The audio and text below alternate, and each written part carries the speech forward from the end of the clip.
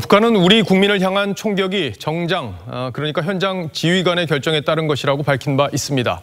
바꿔 말하면 김정은 위원장의 지시는 없었다는 거죠. 하지만 북한 체제의 특성상 김정은 지시 없이 남한 국민을 사살하는 게 가능하겠느냐는 말들이 나오고 있습니다. 책임 소재를 가리는 데 중요한 문제인데 오늘은 이 문제를 자세히 따져보겠습니다. 자, 차정승 기자, 우리 군의 발표를 보면 상부의 지시로 총격이 가해졌다 이렇게 돼 있잖아요. 그런데 북한의 통지문과는 내용이 완전히 다릅니다. 북한 전문가들은 이걸 어떻게 보고 있습니까? 네, 그러니까 우리 군의 분석과 다르니까 북한 통지문의 신뢰도에 의문이 드는 것도 사실입니다. 그래서 많은 북한 전문가들 이야기를 들어봤습니다.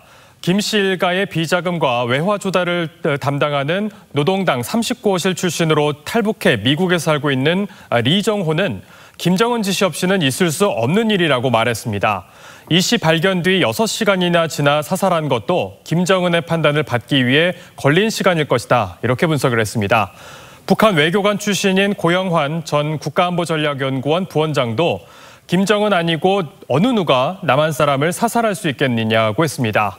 남한 사람을 사살하는 문제는 남북 관계에 큰 파장을 줄 수 있기 때문에 지도부의 결심 없이는 불가능하다는 겁니다. 자, 그런데 코로나 때문에 국경을 넘는 사람은 무조건 모두 사살해라 이런 명령이 내려졌다 이런 보도도 있지 않았습니까? 자, 그런 지침을 그대로 따랐을 가능성은 없습니까? 네, 그럴 가능성도 있습니다. 로버트 에이브럼스 전 주한미군 사령관은 최근 특수작전 부대를 보내서 국경을 무단으로 넘는 자들을 사살하라는 명령이 내려졌다고 밝힌 바 있습니다. 지난 7월 강화도 배수구로 재입국한 탈북민이 개성에서 발견되자 관련 부대원들을 처벌한 것으로도 전해졌는데요. 이런 처벌이 무서워서 두려워서 지침 대로 총살한 거란 추정도 가능합니다. 하지만 탈북자들은 남한 사람에 대한 일은 누구도 책임 못 진다는 말이 있을 정도로 총격을 가하는 건 쉽지 않다고 입을 모읍니다.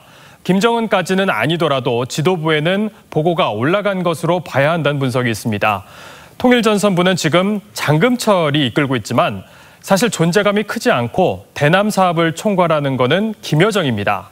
그래서 김여정이 이번 사태에 관여했을 가능성도 제기되고 있습니다. 네, 결국에는 북한의 통지문은 현장 실무진의 과잉 대응으로 이번 사건이 벌어졌다 이렇게 해서 매듭을 지으려는 의도가 담겼다 이렇게 볼 수도 있겠는데, 자, 그런데 의아한 건 왜 김정은 명의로 사과를 한 겁니까?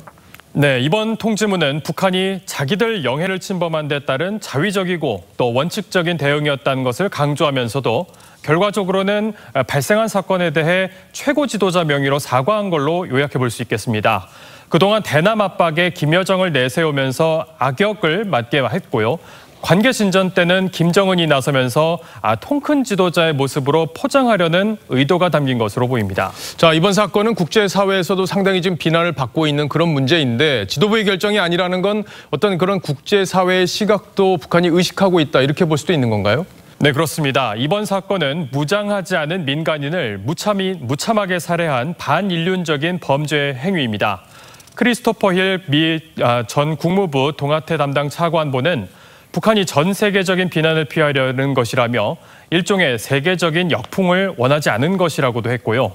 미국과 테러 지원국 해제 협상에 앞서서 불리한 요소를 지우려는 포석이라는 분석도 있습니다.